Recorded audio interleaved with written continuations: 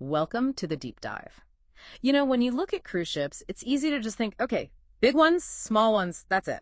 Yeah, that's the instinctive way, isn't it? Yeah. Big versus small. But our source material suggests it's way more nuanced. There's actually a three-dimensional system to really get under the hood of ship design and strategy. That's absolutely right. So our mission today is really to cut through that simple view. We're diving into a framework based on, well, three key things: market tier, physical scale, and operational environment. Okay. And understanding these really shows how a ship's design is tied directly to its business plan. Right, so it's about the why behind the design, not just the what's.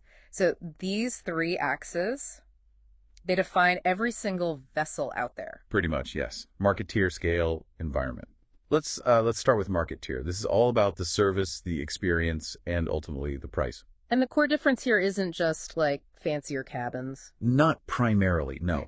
The key metric, the thing that really separates the tiers, is labor density. Labor density. Yeah, the crew to passenger ratio. Yeah. The CP ratio, that's the heart of it. Okay, so how much crew attention you're getting for your money, basically? How different does that look at the extremes?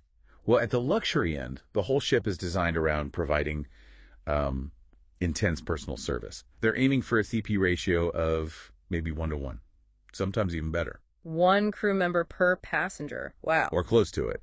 So your fare isn't just paying for the suite, it's paying for that dedicated labor, that space, that attention. Makes sense. And the other end, the big contemporary mass market ships. Totally different game. They're built for volume, high efficiency. You're looking at CP ratios more like 1 to 3.5, maybe higher. So less personal attention, more focus on the ship itself, the activity. Exactly. Maximizing asset utilization, keeping things moving, keeping costs down per passenger. But hang on, the sources mentioned something interesting: strategic blurring. Mainstream lines putting super luxury suites on their huge ships. Ah, yes. That's a really clever tactic. They leverage the economies of scale from the massive ship.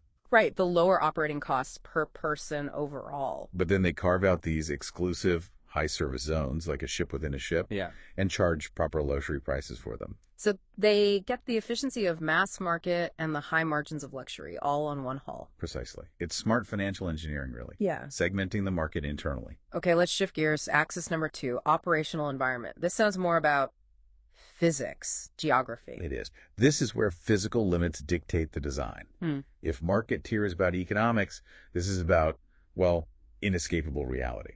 And the clearest example is maybe river cruise ships. Oh, absolutely. They are probably the most constrained vessels on the planet, not by choice, but by infrastructure, Fixed infrastructure. like canals, locks. Exactly. Think about river locks in Europe. They dictate a maximum width, the beam, of usually around 11.45 meters. That's, what, under 38 feet? Tiny. Wow, that's really narrow. It's not just width. Bridges mean strict height limits, the air draft. So wheelhouses, sun decks, they literally have to be designed to collapse or fold down. So they have to focus on the destination because they just can't build massive onboard attractions. They simply don't have the space or the structure. Now contrast that with the other extreme. The mega ships, Yeah. over 4,000 passengers. Right. Their constraint isn't narrow locks, it's the opposite. Sheer size and, crucially, deep draft. How much water they need beneath them. Which means they can only dock in certain places. Only the largest, deepest ports. Forget charming little harbors. Their size dictates their itinerary. They lose flexibility. Okay, so we have market forces and physical limits. What connects them? What makes these very different designs actually work? That brings us to the third dimension. Technology. The enabler. The tech that makes these specialized ships viable. Exactly. And it's crucial at both ends of the scale. Take Azipod propulsion. These are the steerable electric drives, right? Yeah, the ones that can rotate 360 degrees. The key is that precision maneuvering. Mega ships needed to dock safely in crowded superports. But interestingly, expedition ships need that exact same precision for safety in hazardous environments, like navigating ice fields. Right, speaking of expedition ships, they operate in tough places. They need more than just fancy steering, surely. Oh, absolutely. You're talking ice-strengthened hulls. Serious business.